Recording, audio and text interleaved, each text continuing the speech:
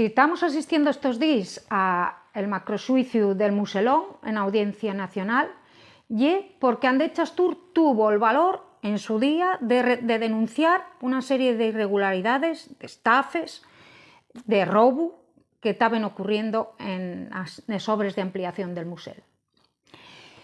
El Muselón, por ponerlo un poco en contexto, pues ya era otro proyecto megalómano del megalómano de Areces. Era el año 2005 y Asturias estaba inmersa en esas obras faraónicas del grandonismo de la época de Areces. No era una obra necesaria, el tráfico del Musel menguaba, no crecía.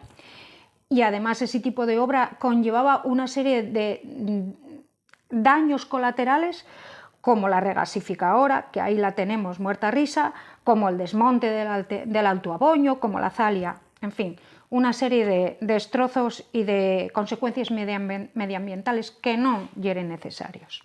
¿Cómo empezaron estas obras de ampliación del Musel? Bueno, pues en el 2005 faise un contrato con una UTE, con una Unión Temporal de Empresas, por un valor de 580 millones. Pero, ¿qué cosas?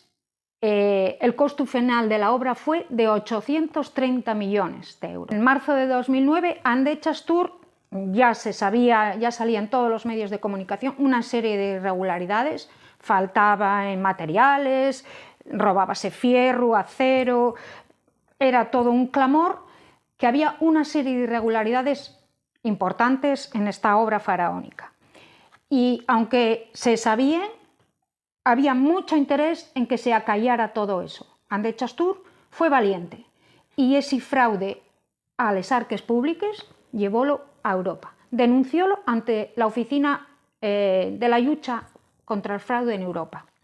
Fue en 2009 y fue a través de la Coalición de Europa de los Pueblos a la que Andrés Chastur pertenecía junto con miembros de otras naciones del Estado.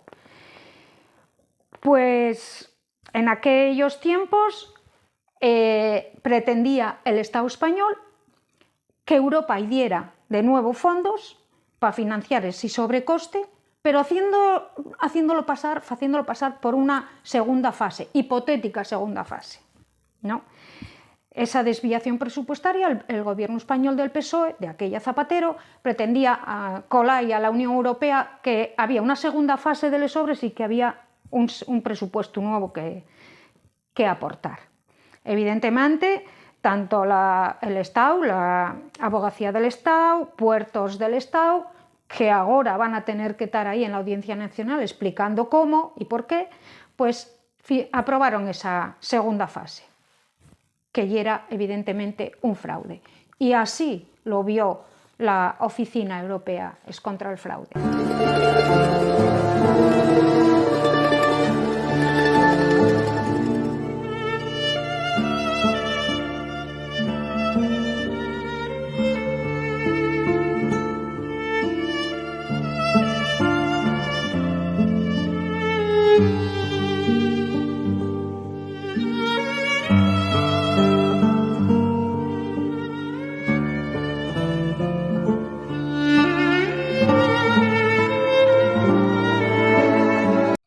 Ahora mismo ver desfilar por la Audiencia Nacional a todos estos personajes, todos estos responsables del fraude del Muselón, para Andrés Chastur lle un triunfo y una gran satisfacción, porque por riba de todo están los intereses de la sociedad asturiana y consideramos que otra Asturias lle posible, o una Asturias en sin corrupción.